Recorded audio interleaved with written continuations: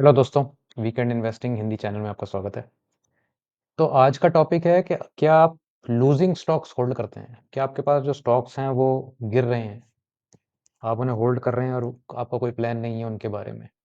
तो इसका main issue क्या होता है कि आपके पास कोई थीसिस है कि मैंने ये स्टॉक एबीसी ले रखा है।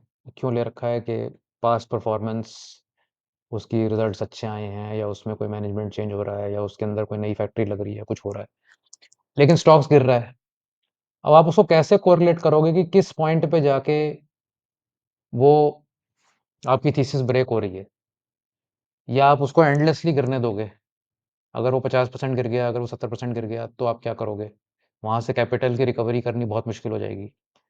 तो एक पॉइंट आपको सोचना पड़ेगा कि मैं इससे ज़्यादा लॉस नहीं बेयर कर सकता।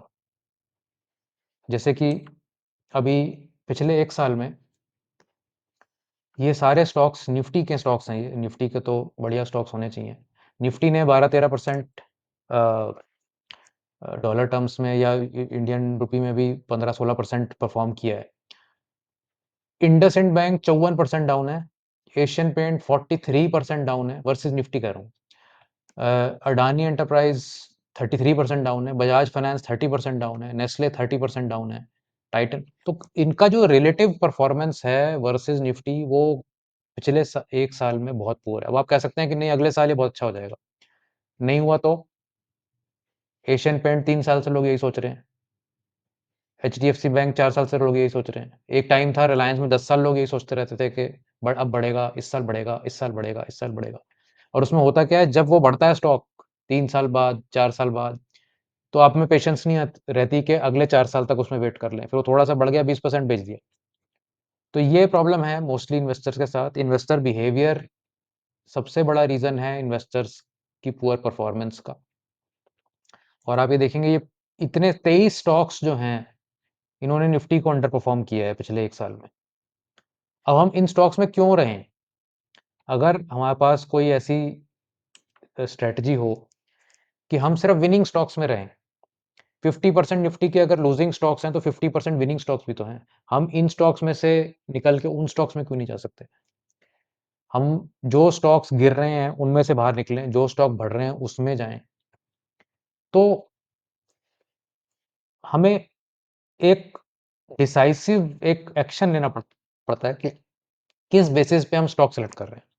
अगर हमारी बेसिस है कि भाई ये इसने पिछले 10 साल में बहुत अच्छा परफॉर्म किया कंपनी में, तो ठीक है। फिर आप 10 साल वेट करिए उसके लिए कि भाई हो सकता है अगले 3 साल खराब हो लेकिन फिर उसके 7 साल आगे ठीक हो जाएँ। अगर वो पर्सपेक्टिव है फिर ठीक है। फिर आप जितना मर्ज़ी ब्लीडिंग हो बीच में 70% जाए नीचे, 80% जाए नीचे, वो आप झेलने को तैयार हैं फिर उसमें। लेकिन मेरा ये मानना है कि इन्वेस्टिंग की जर्नी इतनी पेनफुल क्यों बनानी है आपको? आप इन्वेस्टिंग की जर्नी थोड़ा प्लेज़रेबल भी तो बना सकते हो। खुशी-खुशी भी तो आप इन्वेस्ट कर सकते हो कि भाई मेरा स्टॉक नहीं चल रहा, मैं उसमें से निकल गया, जो स्टॉक चल रहा है उसमें चलेगा। जब वो स्टॉक नहीं चलेगा उसमें से हट जाएँगे, किसी और स्टॉक में चले जाएँगे। मैंने किसी पर्टिकुलर स्टॉक के साथ मेरे को कोई वेडिंग तो करनी नहीं है। तो एक मैकेनिज़्म बनाइए कि कैसे मैं स्टॉक्स में से निकलूँ, कैसे मैं स्टॉक्स में एंटर करूँ और उसको बिल्कुल एक rule based military like fashion में उसको एग्ज़ीक्यूट करिए कि भई मेरे सपोज़ आपने रूल बनाया कि मेरे लेने के बाद अगर स्टॉक 20% गिर गया, मैं उसमें से निकल जाऊँगा। निकल जाइए। कोई स्टॉक जो पिछले 3 महीने का हाई बना रहा है, मैं उसे कंसिडर करूँगा। कोई स्टॉक टू 50 डीएमए के ऊपर जा रहा है, मैं उसको कंसिडर करूँगा। कोई स्टॉक 52 वीक हाई बना रहा है, मैं उसे कंसिडर करूँगा। कोई स्टॉक के आरएसआई इतनी हो गई, मैं उसे कंसिडर करूँगा। जो भी आपका रूल हो, एंट्री का भी, एग्ज़िट का भी, रूल्स बना लीजिए और उसके ऊपर फिक्स हो जाइए।